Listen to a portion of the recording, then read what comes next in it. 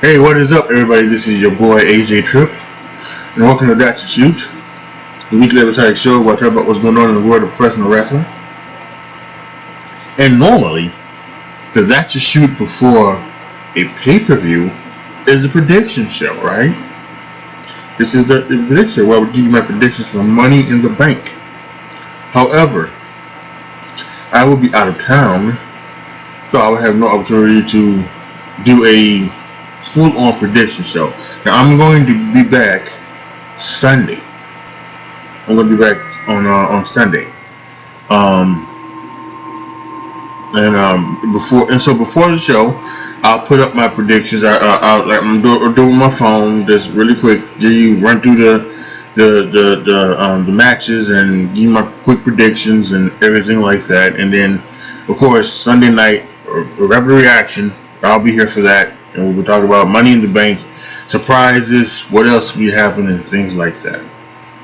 But because I'll be out of town, and actually I'm leaving Friday, this is being recorded Wednesday, we're going to talk about some other things that have happened this past week, the past couple of weeks, because I didn't get to do my That to Shoot last week because unfortunately, just lost it. What I did have was erased or whatever. It was screwed up by like a lightning storm down here in North Carolina, a rainstorm. So I didn't do one. I didn't post one. So the one I was gonna do then, I'm gonna do now. The main topic is this New Day, the greatest WWE tag team of all time. So we're getting to that later. But let's start off with some of the news that happened over these last couple weeks, including something that was unfortunately happened this past Monday. Mr. Wonderful Paul Orndorff, passed away this Monday. He was in some, he was in some bad shape. There was a video going around about him, in the hospital, and he wasn't what he used to be, and it was unfortunate. So we lost Mr. Wonderful Paul Orndorff this past Monday, and on behalf of the wrestling world, I can say that he was a major part of the wrestling boom in the 80s. He was there with Piper, and he was there. He was a great. I guess you could call him sidekick to Piper. Piper was the major heel. Just like Mr. T was a great sidekick to Hogan, and helped wrestling become what it is today. As big as it is today, or as big as it once was in the 90s. But I think we all say it's probably isn't as big today as it was in the 90s. May not even be as big as it was in the 80s, but yes, it's the reason why wrestling is on almost every day of the week, Monday and Tuesday and Wednesday and Thursday and Friday, and you can find wrestling on every day of the week in the weekday, and a little bit had to do with the wonderful Mr. Paul Orndorff, and so. Rest in peace, Mr. Orndorff. You will be missed. Someone else who was in, I guess, maybe a little, has some health issues is Terry Funk. There has been some rumors over the past couple weeks that Terry Funk hasn't been what he is. Don Morocco came out and said that Terry Funk was in hospice and he needed some care, things like that, and Tommy Dreamer was saying that he said no, he talked to Terry Funk and he's fine. He's got everybody's talking about him.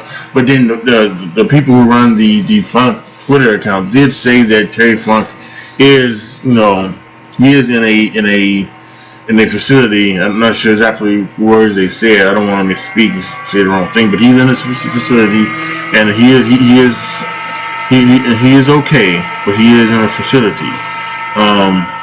And again, we're talking about Terry Funk, one of the legends of this business, one of the, truly, this might be actually one of the a video to do, like the top wrestling families, and he would be in his family with him and his brother Dory Funk Jr., his father Dory Funk Sr. You know, they're a big part of this wrestling industry, and I think that Terry Funk is incredible. I mean, I've seen the matches, with him and Flair. People talk about the matches all the time. They talked about, because Flair. I never seen the trilogy of the Steamboat matches, and people always talk about that as maybe the greatest trilogy of all time, right? So I went back and I made sure I wanted to watch those 3 matches, and after I watched those matches, I went ahead and I watched the Funk matches, and yes, they were good, and they were awesome, and things like that. And of course, the stuff he did in ECW, stuff that he did with WWE, with Mick Foley, when he was Chainsaw Charlie. The Funk was Cactus Jack. We've seen a lot of this stuff over time, and so it was very interesting to see what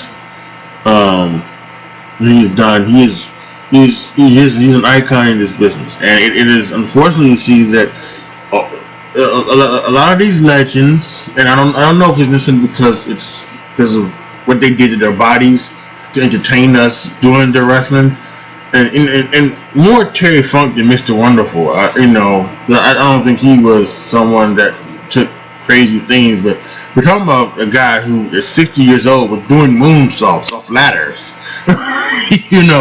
and everything. So and of course the stuff he did with Mick Foley over in Japan for the death matches. It's just unreal. So it's unfortunate that he's in the position that he is in at this time, and but we hope that Terry Funk does get better soon, and we're wishing the Funker all the best out there. Last week, Jimmy Uso drove drunken at a DUI, blew a .205.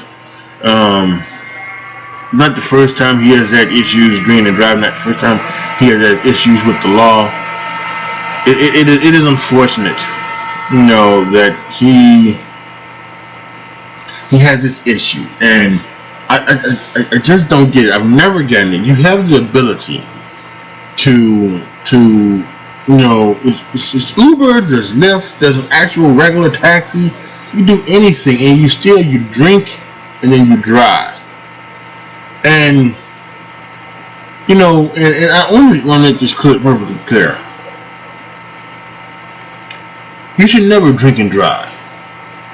That being said, I can understand. I understand going out having a drink.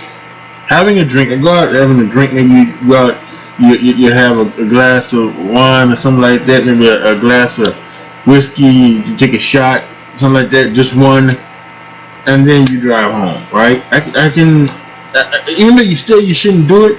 I can understand because it's just one. And I'm not a scientist or anything like that, but I don't think one drink is the thing that blows you the legal limit. The .08. I think that's what, if you blow more than a .08, that is what gets you the DUI. So I don't think any drink like that gets you the .08. But still, you shouldn't do it at all. But I would say that's for regular folks, right? And I would say that's for regular folks. That's for people like me and you. Maybe just working regular old jobs, not maybe just making it check by check, payday by payday, whatever. Not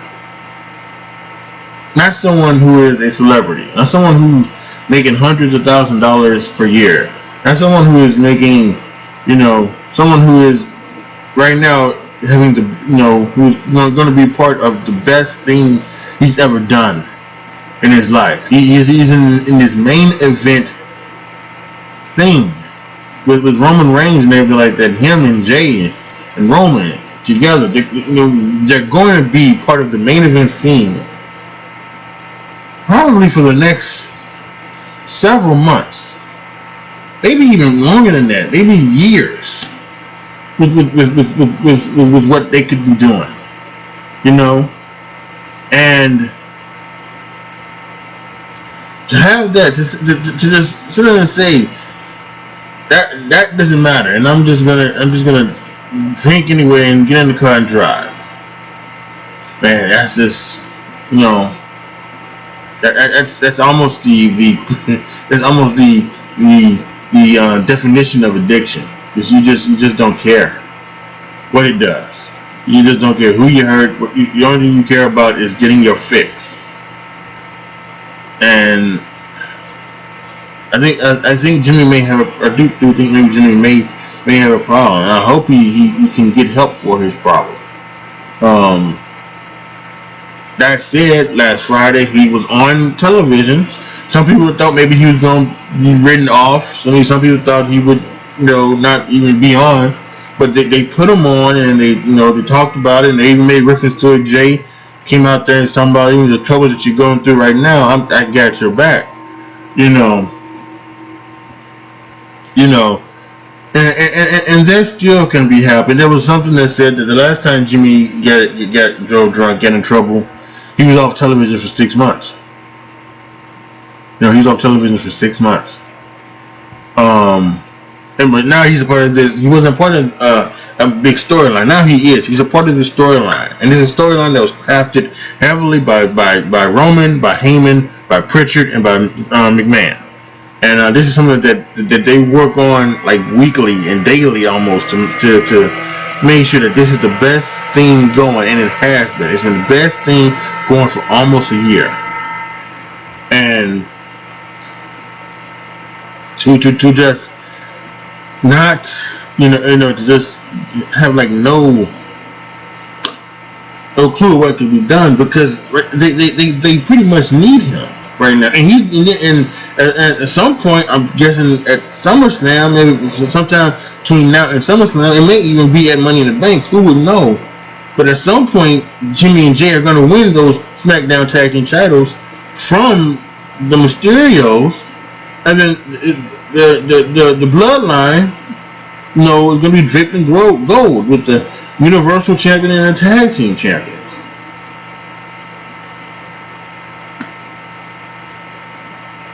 And then still, it's you do that. So again, like I can just say, I just hope that Jimmy. I really hope that Jimmy. I hope that this is an eye opener for Jimmy, and he gets help what he deserves, and he realizes that this is a problem, because I'm not sure if and I really do think he's lucky. I think he's very lucky that right now Roman that this is a storyline that these guys have crafted, and this is a storyline that kind of needs him in it, and he's very lucky, because if this wasn't a storyline that needed him, I would really say that there's a possibility he could have been fired. There's a big possibility that he could have been fired for it. So, my best to Jimmy Uso. Seems like there was just a bunch of bad news in the past week, right? Bayley, last Friday, it was announced that she got injured training for her match with Bianca Belair. That was going to be at Money in the Bank, the Night Quit match, and she's going to be out for 9 months. They didn't say what injury she had, but when you're out for 9 months, it's more than likely, torn ACL, some torn ligaments, something like that. Maybe even like a dislocated, knee or something. Who knows? But it was not told, but it's unfortunate, because she has been one of the better things. She's been one of the better, characters to come from this wrestling pandemic. what she did with Sasha Banks last year, with her and them two going and being on, trying to get all of the gold and holding all of the women's gold to SmackDown, Raw, and then the tag team champions being, they carried, a lot of those shows a lot of times, and ever since she's turned heel, she's been a fantastic character. She really has, and she's been enjoyed. This has rejuvenated her career as she has been. She was, babyface. A lot of people say that, some people never could be. Excuse me. They say that some people, maybe are better fit for baby faces. Some people are better fit for heels. They say that with Randy Orton. Randy Orton should always just be a heel, because his baby faces, his baby face turns, his baby face runs have not been the best. And I don't necessarily agree. I think maybe that first one, when they turned the baby face against, they turned the baby face against Triple H. Maybe that one was, a little rough, but I don't think these other babyface runs have been all that bad. And that's what they're saying about Bayley. They're saying Bayley, because the stuff that worked in NXT, she should have been a babyface. She should have been one of the biggest babyfaces they've had. And of course, you think about a couple years ago at Money in the Bank, where she cashed in, on Charlotte. Think about how that popped and what that came from. What that it could have been, but maybe he hasn't been around. But maybe, like I will say, that the stuff that works in NXT maybe can't not work on the main roster. You need to. I want to say twerk it. You need to. No, I was gonna say twink it. You know what I mean, right? You need to like just turn it a little bit. Do something to it, to make it different, and or you need to come up with a new thing. And she's come up with a new heel character that has been fantastic. That worked for her, and she's gonna be gone for 9 months. That's it's a shame. Let's just think about it right now, right? She did July, so it's August, September, October, November, December, January, February, March, April. Yeah, so there's a possibility that she will miss out on WrestleMania. So at the very least, she won't be on the show. She won't be wrestling on the show. Maybe she might be there in some form or capacity, like she was this year's WrestleMania, but it looks like she's gonna miss WrestleMania 2, being out for 9 months. So she probably won't make it.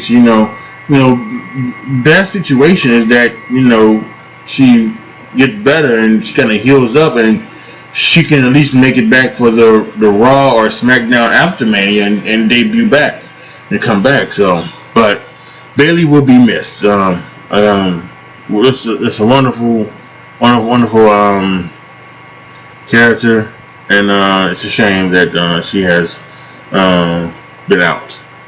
And finally, before we get to our main topic, the return of live crowds tonight, right? SmackDown live in front of a crowd. It's gonna be epic. We're gonna, it's gonna be. I think we're gonna have a great surprise tonight, and I'm thinking that something could happen. I'm thinking that maybe Becky Lynch might return, be nominated as the 8th person. I think one or two things are gonna happen with Becky Lynch. I think either one, she's gonna come back tonight, be announced as the 8th person to be put into the Women's Money in the Bank ladder match. I think that would be awesome.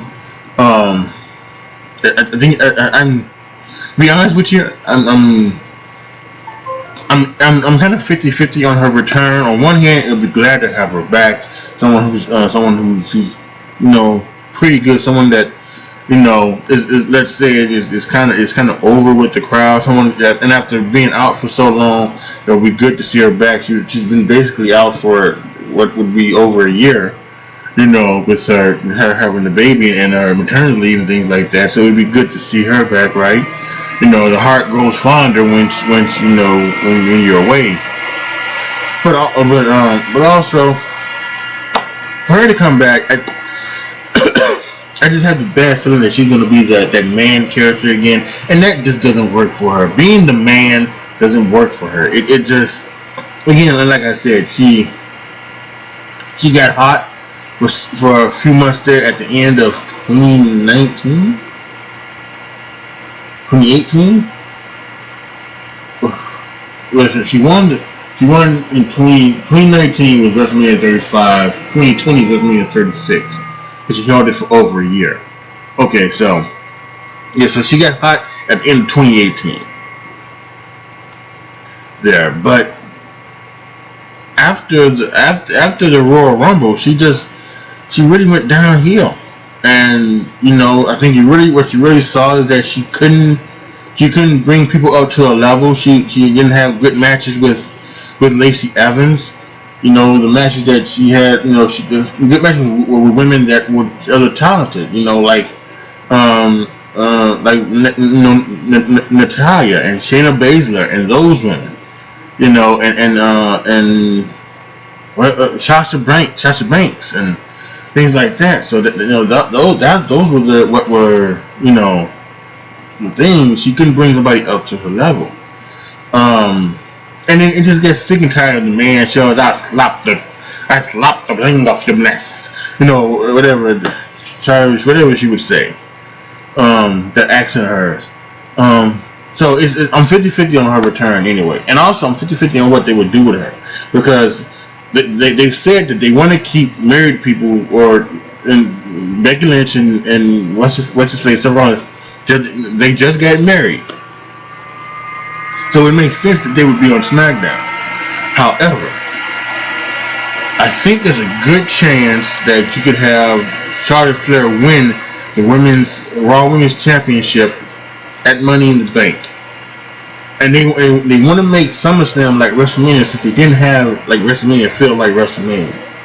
And another Flair another Flair Ripley match wouldn't do that necessarily.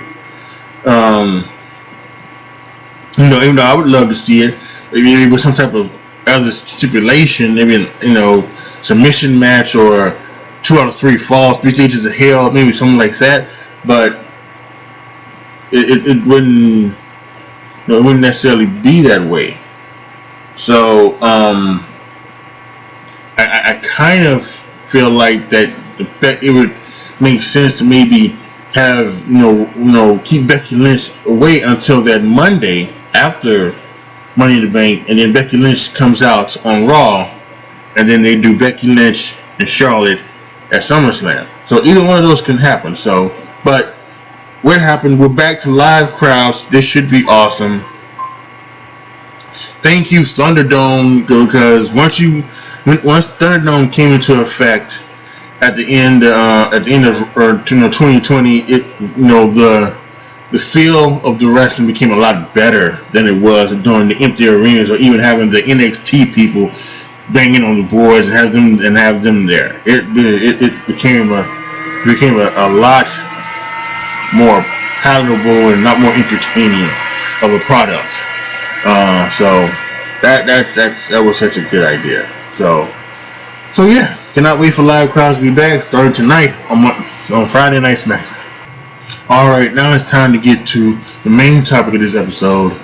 Is New Day the greatest tag team of all time? About 3 weeks ago, a list came out. It was from the WWE on the WWE Network on Peacock. They've been doing this thing talking about the 50 greatest, and they did it with the 50 greatest women wrestlers in WWE history. And I don't think I talked about it too much on here. And I actually haven't even seen the actual shows. I mean, there's something that I have to do sometimes. So I got a whole bunch of stuff on the other DVR that I need to watch first before I even get to the Peacock stuff I need to watch. But yeah, so and they did the 50. So then they did the 50 greatest tag teams of WWE history. And it ended up with New Day being the greatest WWE tag team of all time. And at first I said, "What?" I said, "Really?" I said, "No, that can't be."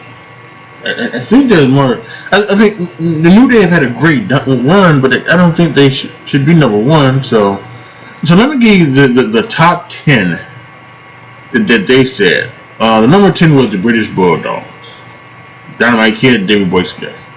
Number 9 was the Brother of Destruction, Undertaker and Kane. Number 8, the New Age Outlaws, Road Dogg, and Billy Gunn. Number 7, the Usos, Jimmy and Jay. We talked about them earlier. Number 6, the Legion of Doom, Hawk and Adam. Right. Number 5, the Dudley Boys, Bubba Ray and Devon. Number 4, Edge and Christian. Number 3, the Hart Foundation, Bret Hart, Jim D'Angelo, and Neidhart. Number 2, the Hardy Boys, Matt and Jeff. And then, of course, the New Day, Big E, Kofi, and Xavier Woods. So, what we're talking about is the New Day the greatest tag team of all time. I don't think so. I don't think so. Because, and this is just my thought. I think the tag team wrestling in WWE was at its best during the Attitude Era. And the teams of the Attitude Era, Hardy Boys, Edge and Christian, the Dudley Boys. And there were a few other teams in that as well. There were, and I don't know where these were at on the list. The APA, I think you can say they were a part of it. I think let's look at here. Too Cool. They guys get Too Cool at 49. Now, see, I don't think I would put Too Cool maybe up a little bit more. And I'm sure there were a few others as well that were a part of that. They got the Smoking Guns kind of low too. The Smoking Guns are like at 47. I don't know. I kind of think they went from. I almost think what they did was that they went like, let's go from one down. And then say, okay, so who can you think of? Who's the first tag team you think of? The New Day. Okay, we put the New Day. Second, the Hardy Boys. Okay, and then that's how they did it. They didn't like put all of the teams up there, and then like do those things. Because to me, I think you go back to that era of the Attitude Era, and the three teams. You talk about Attitude Era tag teams. The three teams. Edge and Christian, the Dudley Boys, and the Hardy Boys. They are what make that era of tag team wrestling, so good. And to me, if any one of those three were the number one team, I would have no problem. I would have no problem with it. Even if you flipped it, even if you said the New Day was number 2 and the Hardy Boys were number 1. I wouldn't have a problem with it. This wouldn't even be the main topic. This would have been one of the footnotes topics. Hardy Boys were named the number 1 tag team in WWE history. I think they're good. I'll probably give you the top 10 and going to the next footnote. But yeah, I just don't see that with the New Day. Really, I really don't. To me, it would have been one of those three teams. So I think when you and this is just the WWE. So they're not going to be teams like the Midnight Express. They're not going to be teams like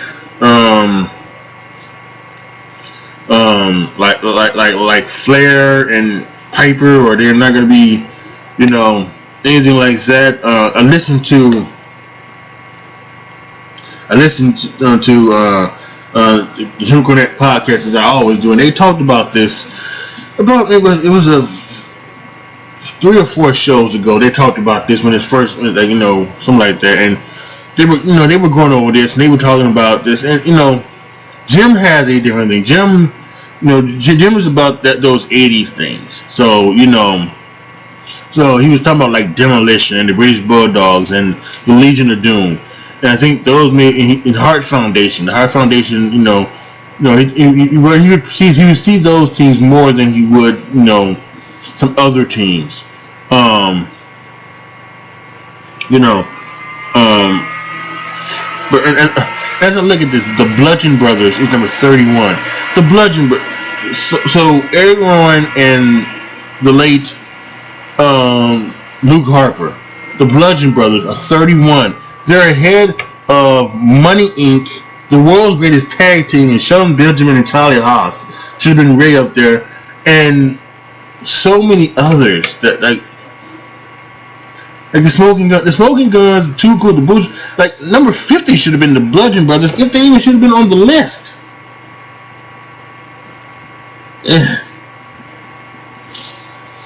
So yeah, there's a lot of things like on this list. I would advise you, I either advise you to go to CageSideSeats.com and search for a New Day named greatest tag team in WWE history, or of course go watch it on the network on Peacock.